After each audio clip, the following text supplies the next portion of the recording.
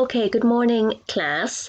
So this week we are going to have a little look at our last food commodity, and that is fats and oils. So this is the last food that we have to look at. We've done all the milk and the meat and the cheese and the eggs and all the dairy and cereals, fruit and veg. So fats and oils is the last group. Okay, so we're just going to have a little look here, first of all, at the food pyramid and have a little look at the shelf that fats and oils belong to. So we have our fats and oils here on the second shelf. And then we also, then on the very top shelf, we have foods that are high in fat. Now, these tend to be foods that are high in the bad fat, which is saturated fat. They tend to be. So your cakes, your pastries, your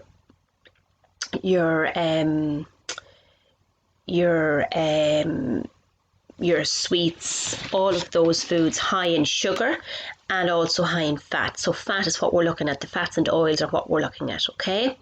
And then we have your oils and butters and things here because they do contain some essential nutrients such as fat-soluble vitamins, A, D, E, and K. So even though we need to eat them sparingly, they're still not bundled in with the top shelf like they used to be.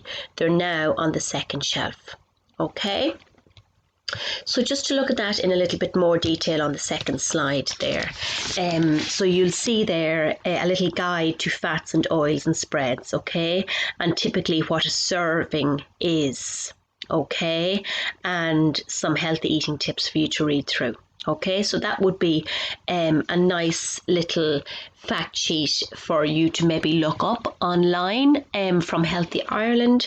The website is down here and you could print it out and stick it in with your notes. So let's get on into the chapter there. So what we're going to look at are learning intentions.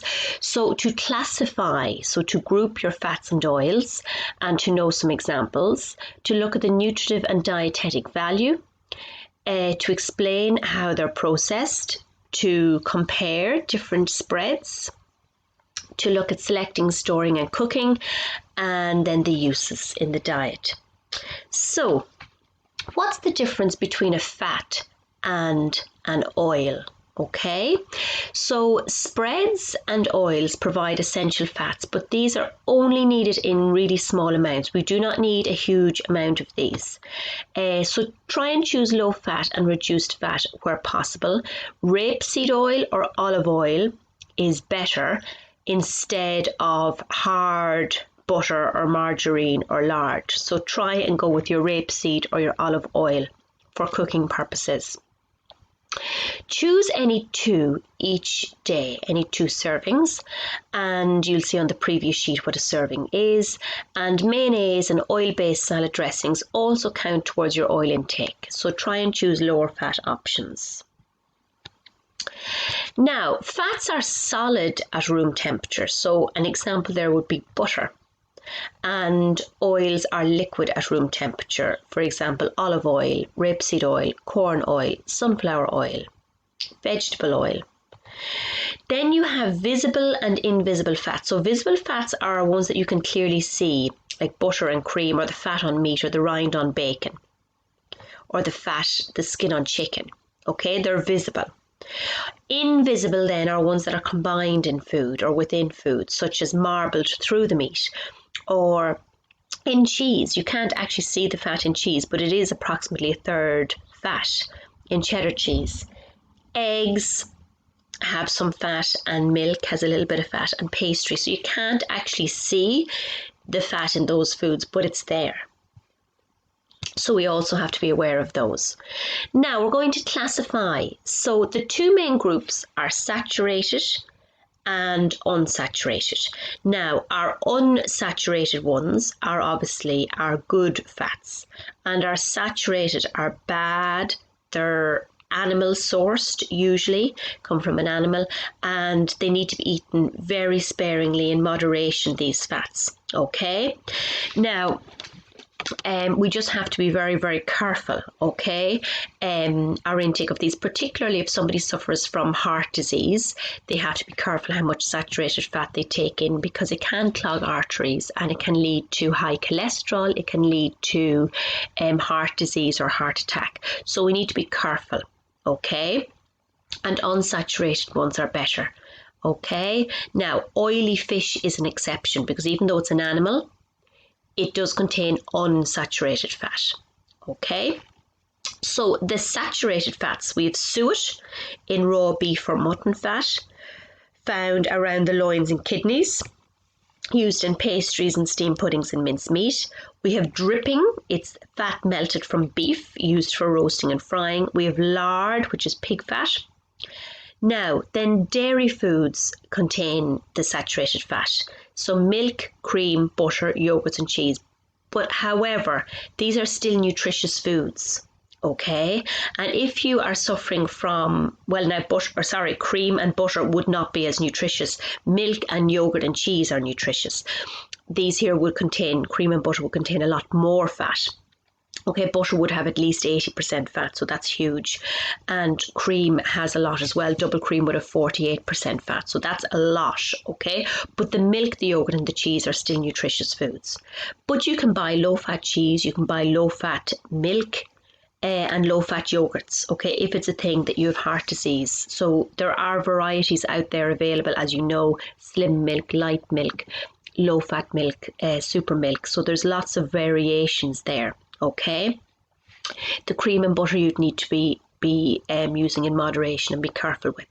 And then egg yolks. So egg yolks are still nutritious because they've lots of other nutrients, like milk and yogurt and cheese have lots of nutrients. But just be careful if you've heart disease how much egg yolk you take in. Okay. Now the unsaturated ones that are better for us. So there's two little categories here. You have ones that come from plant or marine, which is your fish. So these are really good for you, okay? The oily fish, salmon, tuna, herring, trout, and fish oils, cod liver oil, okay? So there's your salmon and your tuna there. And plant, then we have vegetable oils, nut oils like coconut, almond oil, peanut butter, seed oil, sesame seed oil, sunflower seed oil, rapeseed oil. So these are all better for us, okay? Now let's look at the nutritional value, okay? So as you would expect, there's only a trace of protein, okay, in butter and margarine, none in oil. Fat, then butter has approximately 82% fat. Oils would have 99.9%. However, it's not necessarily saturated fat, okay? Whereas in butter, it's primarily saturated fat, okay? I know it's a mixture, but it's more saturated fat, okay? And oils would have more unsaturated fat, okay? But it still belongs to the fat category here. And then low fat options then would have a lot less, about half the fat. No carbohydrate. Now your fat soluble vitamins A, D, E and K. Okay, and margarine is fortified with them. Traces of calcium, and then water then depends on the fat content.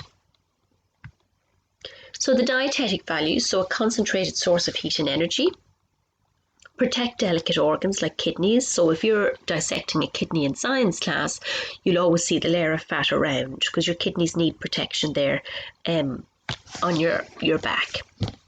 They insulate the body, so adipose tissue. They act as an energy reserve. They supply essential fatty acids and fat-soluble vitamins, and they add flavour to food. Now, what affects our choices of fats and oils? So obviously your health status. If you have heart disease or if you have a condition where you have to be careful how much fat you take in, then the choice of fats and oils is something that you need to think about, okay?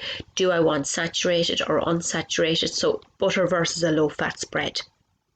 How do you want to use it? Is it for baking? Is it for sandwiches? Okay. Is it how is it that you want to use the spread? Is it for creaming method? Is it for rubbing in? Flavor. Butter is thought to have better flavour than margarine when used in cake making. So it's all about the flavour. If you're making buttercream, do I want to use butter? Do I want to use margarine? Okay, so we just, you're getting a little worksheet to do, so you do not need to do this. Okay, vegetable oils then. Vegetable oils are obtained from a range of plants, so cereals like corn oils, seeds, sesame seeds, sunflower seeds, olives, so olive oil, soybeans, soy oil, nuts, coconut oil, almond oil. So there's lots of sources of oils. Okay, so how is oil processed? So this is very interesting. Oil can be hot pressed, such as olive oil, or cold pressed, such as rapeseed oil. Okay, so this is something I want you to look up in your textbook. So as usual, read through the wee chapter in your textbook to reinforce the PowerPoint, okay? So hot pressed oils, plant material heated slightly. Extracts more oil, bleached, filtered, and odours removed. And cold press oils, squeezed when cold, extracts less oil and no additives. Okay, so your example there would be rapeseed oil. Now we'll just go on there now to rapeseed oil. It's a cold pressed oil, so it's more nutritious and contains half the saturated fat of olive oil, resulting in it being one of the healthiest oils for cooking. It contains no artificial colours, flavours or preservatives and is a natural source of omega-3 and 6 and 9. So they're very good for your cholesterol. It helps to maintain normal cholesterol levels and a good healthy heart. So rapeseed oil is good. So something to think about there. If we were in class, we would be doing this activity. Why are high cholesterol levels bad for you? Well, as you know, they can lead to clogging the arteries and lead to a heart attack. How can you reduce the risk of heart disease? Well, you can exercise more, you can cut down on saturated fat. Okay, so there's lots of little things you can do there. Choose X instead of Y. Okay, now we're just going to go on there now to margarine. Just conscious I've only a few minutes left. Margarine was originally developed as a butter substitute. Manufacture is based on the principle of hydrogenation, and that means converting liquid oils into a solid fat by adding hydrogen.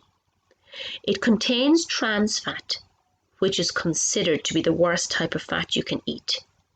Unlike other dietary fats, trans fat raises bad cholesterol and lowers good cholesterol. So trans fat is not good for you.